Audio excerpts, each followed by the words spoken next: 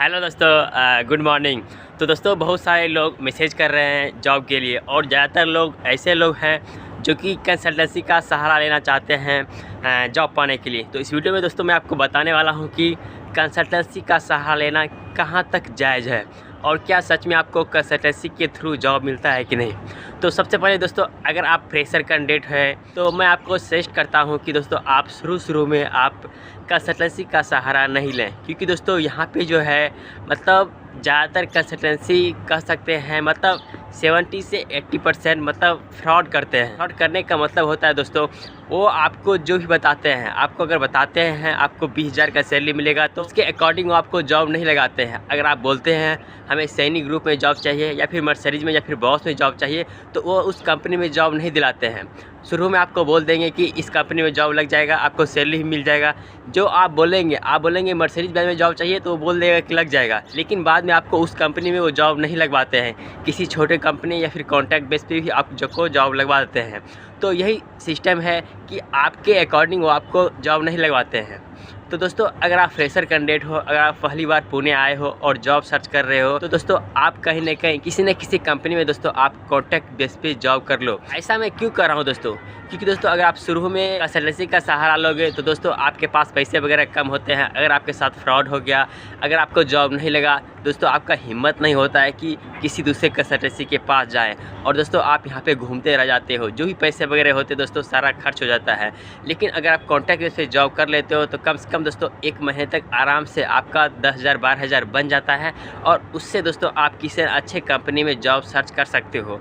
Company में job करते हुए शुरू में दोस्तों बहुत सारा मतलब प्रॉब्लम होता है। आने के बाद पैसे नहीं होते किसी के पास, तो शुरू में दोस्तों आप कंसल्टेंसी का सहारा नहीं लो। हाँ, अगर आपसे कम दोस्तों 2 महीने 3 महीने काम कर लिए और बहुत सारे लोग जहाँ पे भी आप जॉब वगैरह करते हो उनसे थोड़ा सा इन्फॉर्मेशन ले लिए कि कौन से कंसल्टेंसी सही है। बहुत सारे कंसल्टेंसी यहाँ पे है दोस्तों। कंसल्टेंसी ऐसे फ्री में किसी का मदद नहीं करता है। कंसल्टेंसी का मतलब ही होता है दोस्तों ब्रोकर। ब्रोकर मतलब आपको हेल्प करता है जॉब लगाने में, उसका HR वगैरह से कांटेक्ट होता है। लेकिन कभी कभी क्या होता है, वो हमारे साथ धोखा कर देता है। धोखा क्या करता है, उसके पास वैकेंसी नहीं रहता है फिर भी बोल देता है, जब जॉब नहीं लगा पाता है बोलता है आज लगाऊंगा कल लगाऊंगा, ऐसे ऐसे करके दोस्तों वो जॉब नहीं लगाता है। लगाता ही भी तो छोटी छोटी कंपनी में लगाता है।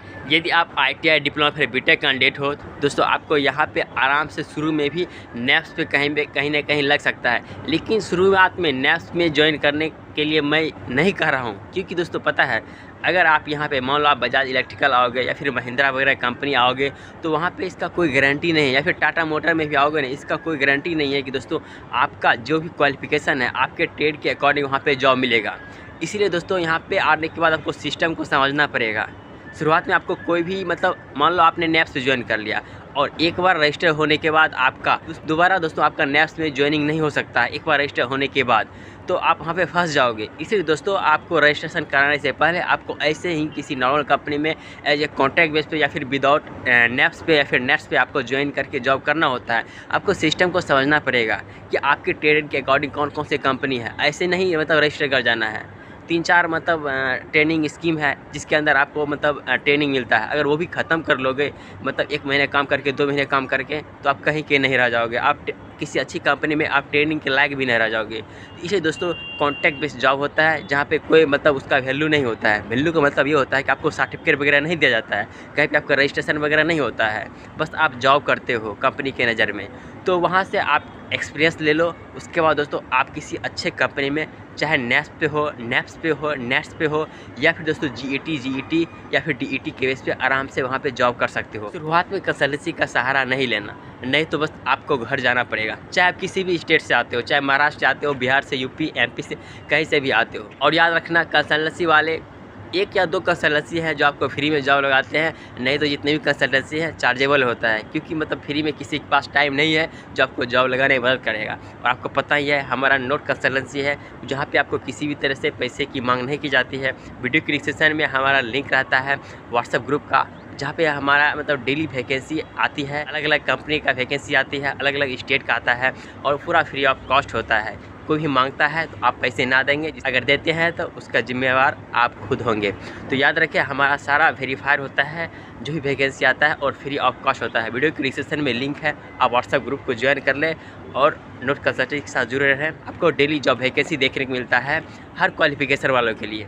और दोस्तों पुणे के अंदर आप कभी भी आओगे तो खास करके दोस्तों बरसात के मौसम में नहीं आना, वहाँ पे बहुत सारा प्रॉब्लम होता है, बारिश भी पड़ेगा और मैक्सिमम कंपनी में वैकेंसी नहीं रहता है। मतलब बहुत सर्च करने के बाद एक दो कंपनी में जॉब वैकेंसी देखने को मिलेगा।